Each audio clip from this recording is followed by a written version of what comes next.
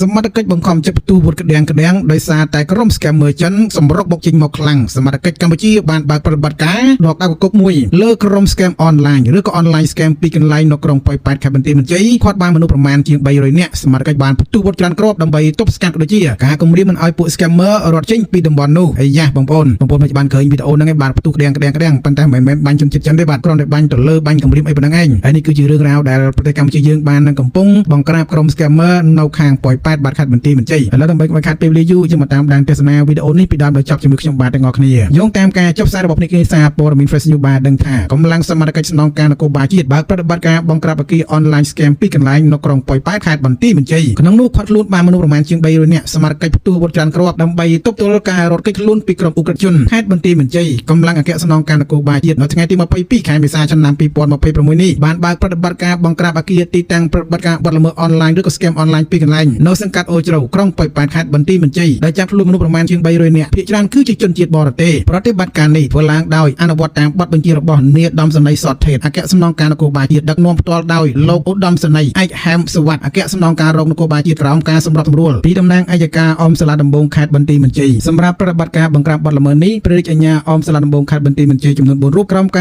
របញ្ជារបស់ព្រះរាជអាជ្ញាអមសាលាដំបងខេត្តបានចូលរួមដឹកនាំសម្របសម្រួលនីតិវិធីបើតាមរបាយការណ៍បើតាមសេចក្តីការណ៍ពីភ្នាក់ងារសារព័ត៌មាន Fresh News ទទួលបាននៅថ្ងៃនេះបានអះអាងថាកម្លាំងសមត្ថកិច្ចបានបង្ខំចិត្តផ្ទុះអាវុធច្រើនគ្រាប់ដើម្បីទប់ស្កាត់ការសម្រុកចេញពីតំបន់ទីតាំងក្រុមជននៅក្នុងនោះកម្លាំងជំនាញបានឃាត់ខ្លួនមនុស្សប្រមាណជាង300នាក់និងបានដកហូតវត្ថុតាងបម្រើបទល្មើសច្រើនទៀតផងបងប្អូននេះគឺជាព័ត៌មានមួយពាក់ព័ន្ធទៅនឹងបទល្មើសនៅខាងខេត្តបន្ទាយមានជ័យបានអញ្ចឹងឃើញថាពេលនេះខាងកម្ពុជាយើងខាងប៉ូលីសកម្ពុជាយើងក៏បានធ្វើការចាប់បានច្រើនដែរបាទគឺប្រមាណជាង300នាក់នោះគឺសុទ្ធសឹងតែជាជនជាតិចិនទាំងអស់គឺធ្វើអំពើ scammer ហ្នឹងហើយមិនដឹងថាការជួការបើកមុខរបរ scammer នេះនឹងជាប្រមាណខែប្រមាណឆ្នាំហើយទេបាទយើងដឹងទេប៉ុន្តែយ៉ាងណាក៏សូមអរគុណដល់បងសមត្ថកិច្ចទាំងអស់ដែលបានបើកយុទ្ធនាការបង្ក្រាបបទល្មើសនេះបាទអញ្ចឹងយើងសង្ឃឹមថាប្រទេសកម្ពុជាយើងនឹងបាត់ដូចជានឹងលុបចោលនៅក្រុម online ក្រុម scam online នេះចេញអស់បាទហើយជាពិសេសពាក់ព័ន្ធទៅនឹងការកម្ចី online ហ្នឹងអាច online ហ្នឹងក៏មិនសូវល្អឲ្យបានដែរបាទឃើញថាបងប្អូនខ្មែរយើងទទួលទុកទោសច្រើនមែនទែនពាក់ព័ន្ធទៅនឹងក្រុមកម្ចី online ហ្នឹងអញ្ចឹងសមត្ថកិច្ចក៏គួរតែចាត់វិធានការទៅលើក្រុម online ហ្នឹងដែរអា scam online ហ្នឹងក៏ដោយអាកម្ចី online ហ្នឹងក៏ដោយបាទគឺកំពុងតែវាលុកកំពុងតែធ្វើការធ្វើទុកបុកម្នេញដល់ប្រជាខ្មែរយើងផងដែរបងប្អូនអញ្ចឹងវីដេអូនេះគឺមានប៉ុណ្ណេះចុះសម្រាប់ព័ត៌មានពាក់ព័ន្ធទៅនឹង scam online ដែលកម្ពុជាយើងបានបង្ក្រាបជនជាតិចិនប្រមាណជាង300នាក់នៅខាងខេត្តបន្ទាយមានជ័យខាងក្រុងប៉ោយប៉ែតបាទឥឡូវនេះយើងងាកមើលព័ត៌មានមួយទៀតពាក់ព័ន្ធទៅនឹងករណីសៀមបានរៀបចំពិធីដ៏ចម្លែកធំសម្បើមមួយនៅប្រាសាទតាក្របីបាទហើយកម្ពុជាយើងក៏បានធ្វើការតវ៉ាដែរខាងក្រសួងវិចិត្រសិល្បៈបាទបានធ្វើការតវ៉ាយ៉ាងដាច់អហង្ការចំពោះទង្វើដ៏ថោកទាបរបស់សៀមនេះផងដែរបាទសៀមបានធ្វើការពៀនលើតែរបស់យើងហើយបានវាយយកប្រាសាទយើងហើយហ៊ានទាំងធ្វើផ្លូវហ៊ានទាំងធ្វើពិធីផ្សេងៗលើប្រាសាទខ្មែរយើងទៀតឥឡូវនេះដើម្បីឲ្យខាត់ពេលវេលាយូរយើងមកតាមដានព័ត៌មានលម្អិតជាមួយខ្ញុំបាទទាំងអស់គ្នាក្រសួងវប្បធម៌កម្ពុជាបានធ្វើការតវ៉ាចំពោះទង្វើរបស់សៀមដែលបានប្រារព្ធពិធីដ៏ធំមួយនៅប្រាសាទតាក្របីបន្ទាប់ពីថ្ងៃចូលឆ្នាំរួចបាទអនុញ្ញាតគោរពជម្រាបសួរពុកម៉ែបងប្អូនទាំងអស់គ្នាសូមស្វាគមន៍មកកាន់គំនិតសម្រាប់ព័ត៌មាននៅរាត្រីថ្ងៃទី22ខែមេសាឆ្នាំ2026នេះខ្ញុំមានព័ត៌មានថ្មីក្តៅទាន់ហេតុការណ៍ដើម្បីជម្រាបជូនពុកម៉ែបងប្អូនព័ត៌មានយើងគឺពាក់ព័ន្ធទៅនឹងករណីក្រសួងវប្បធម៌កម្ពុជាតវ៉ាយ៉ាងខ្លាំងក្លាបំផុតចំពោះវត្តមាននិងការបន្តសង្កត់សង្កិនដូចជាការបន្តធ្វើសកម្មភាពខុសច្បាប់របស់យោធាថៃនៅប្រាសាទតាក្របីនិងតំបន់ជុំវិញដែលជាទីតាំងស្ថិតនៅក្នុងដែនដីអធិបតេយ្យភាពរបស់កម្ពុជាបងប្អូនចឹងវីដេអូនេះខ្ញុំនឹងធ្វើការអាននៅព័ត៌មានលម្អិតពាក់ព័ន្ធទៅនឹងការតវ៉ាក៏ដូចជាការប្រឆាំងតវ៉ាទាំងស្រុងចំពោះក្រសួងវប្បធម៌កម្ពុជាក៏ដូចជាប្រជាជនកម្ពុជាយើងទាំងមូលក៏បានធ្វើការតវ៉ាដែរបាទចំពោះទង្វើរបស់ថៃបងប្អូនដឹងហើយមួយរយៈកាលហ្នឹងគឺថៃបានធ្វើទុកបុកម្នេញយើងខ្លាំងដែរបាទមិនមែនជារឿងធម្មតាទេបាទគឺជារឿងមួយដែលកំពុងតែក្តៅគុកខ្លាំងហើយជាពិសេសពាក់ព័ន្ធទៅនឹងការចូលមកតំបន់ប្រាសាទខ្មែរយើងប្រាសាទដែលជាដូនតារបស់យើងខំប្រឹងប្រែងធ្វើមកវាវាយយកទឹកដីយើងហើយវាមកធ្វើផ្លូវធ្វើឌឺប្រទេសយើងទៀតបាទអញ្ចឹងមិនដឹងថាសៀមវាគិតយ៉ាងណាគិតយ៉ាងណីទេបាទឥឡូវយើងមកតាមដានទស្សនាវីដេអូនេះបន្តជាមួយខ្ញុំបាទអរគ្នាខ្ញុំនឹងធ្វើការអាននៅព័ត៌មានលម្អិតចេញពីកាសែត Fresh News ឲ្យបងប្អូនបានស្ដាប់បានដឹងទាំងអស់គ្នាបាទក្រសួងវប្បធម៌កម្ពុជាតវ៉ាខ្លាំងក្លាបំផុតចំពោះវត្តមាននិងការបន្តបង្កសកម្មភាពខុសច្បាប់របស់អាជ្ញាធរថៃនៅប្រាសាទតាក្របីនិងតំបន់ជុំវិញដែលជាទីតាំងស្ថិតនៅក្នុងដែនដីអធិបតេយ្យភាពរបស់កម្ពុជាភ្នំពេញនៅថ្ងៃទី22ខែមេសាឆ្នាំ2026នេះក្រសួងវប្បធម៌និងវិចិត្រសិល្បៈបានជាសេចក្តីថ្លែងការណ៍ដោយបានបន្តធ្វើការតវ៉ាយ៉ាងខ្លាំងក្លាបំផុតចំពោះវត្តមាននិងការបន្តបង្កសកម្មភាពខុសច្បាប់របស់អាជ្ញាធរថៃនៅតំបន់ប្រាសាទតាក្របីនិងតំបន់ជុំវិញដែលជាទីតាំងស្ថិតនៅក្នុងដែនដីអធិបតេយ្យភាពរបស់កម្ពុជាបើតាមក្រសួងវប្បធម៌ទោះបីជាមានការតវ៉ាជាបន្តបន្ទាប់របស់រដ្ឋាភិបាលកម្ពុជាក៏ដោយក៏អាជ្ញាធរថៃនៅតែបន្តរៀបចំការជួបប្រជុំជាសាធារណៈសម្របសម្រួលការទស្សនានិងការអនុវត្តសកម្មភាពផ្សេងៗនៅតំបន់នោះសកម្មភាពទាំងនេះគឺជាការរំលោភពានយ៉ាងធ្ងន់ធ្ងរលើដែនដីអធិបតេយ្យភាពនិងបូរណភាពទឹកដីរបស់កម្ពុជាហើយជាសកម្មភាពខុសច្បាប់តែម្ដងក្រសួងវប្បធម៌និងវិចិត្រសិល្បៈសូមធ្វើការប្រឆាំងយ៉ាងដាច់អហង្ការចំពោះសកម្មភាពថ្មីៗរួមមាន មានការងារសាងសង់ហេដ្ឋារចនាសម្ព័ន្ធនិងវត្តមានរបស់អាជ្ញាធរថៃដែលសុទ្ធតែជាសកម្មភាពបង្កើតភាពជាក់ស្ដែងនៅលើទឹកដីសកម្មភាពទាំងនេះគឺជាការបំពេញការរំលោភយ៉ាងធ្ងន់ធ្ងរលើសន្ធិសញ្ញាបារាំងសៀមឆ្នាំ1907ឯកសារអនុវត្តសន្ធិសញ្ញាដែលពាក់ព័ន្ធទៅនឹងការងារកំណត់និងខណ្ឌសមាព្រំដែនរួមទាំងផែនទីមានដ្ឋាន1លើ200,000និងកំណត់ហេតុនៃគណៈកម្មការព្រំដែននិងគណៈកម្មការ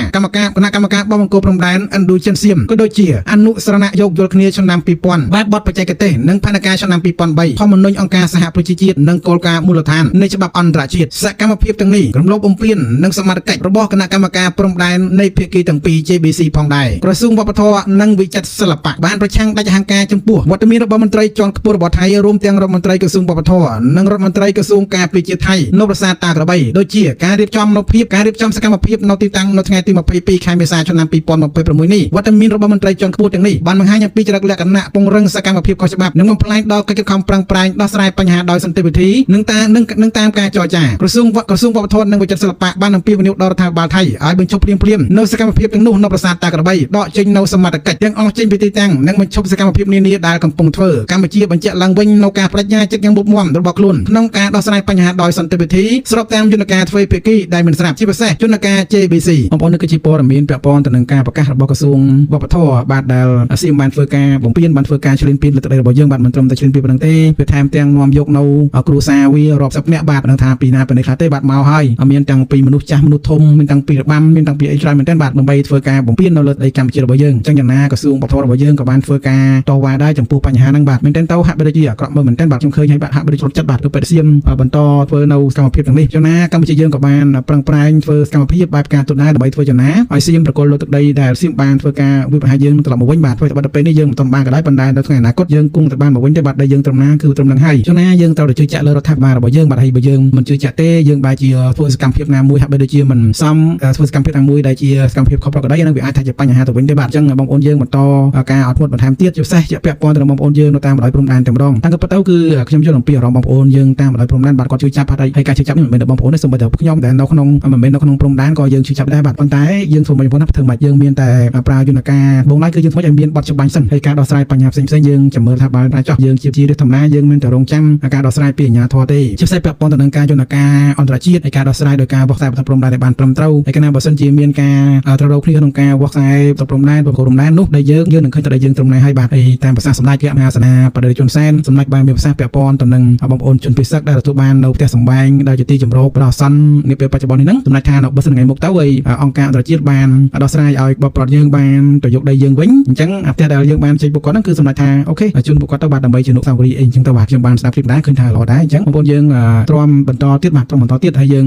លើកចិត្តគ្នាទៅវិញទៅមកបាទគឺដែលយើងត្រឹមណាថាយើងថ្មយើងគង់ទៅបានវិញទេប៉ុន្តែគ្រាន់តែពេលនេះយើងអាចតែធ្វើអីមួយឲ្យវាខុសប្រក្រតីបានទេបាទឲ្យសៀមវាចាប់កំហុសអូរ៉ាយើងបានហើយសូម្បីកាលពីមួយថ្ងៃមុនពាក់ព័ន្ធទៅនឹងការបាត់ទុំហ្នឹងវាបាត់ទុំឯណានៃសោះបាទវាចោតថាកម្ពុជាយើងនឹងលួចទុំលើអីវាអញ្ចឹងទៅបាទមិនដឹងថាពួកគាត់នឹងនៅគឺជាគូក្បាលអីទេបាទហើយរយៈកាលចុងក្រោយនេះប្រទេសថៃក៏កំពុងតែជួបបញ្ហាធ្ងន់ធ្ងរដែរពាក់ព័ន្ធទៅនឹងបញ្ហារឿងរ៉ាវផ្សេងៗជាពិសេសពាក់ព័ន្ធទៅនឹងក្រុមប្រដាច់ខ្លួនធ្វើការវិវហាខាងមីយ៉ាន់ម៉ាក៏មានការបាញ់គ្រាប់ចូលច្រើនក្នុងប្រទេសថៃដែរអញ្ចឹង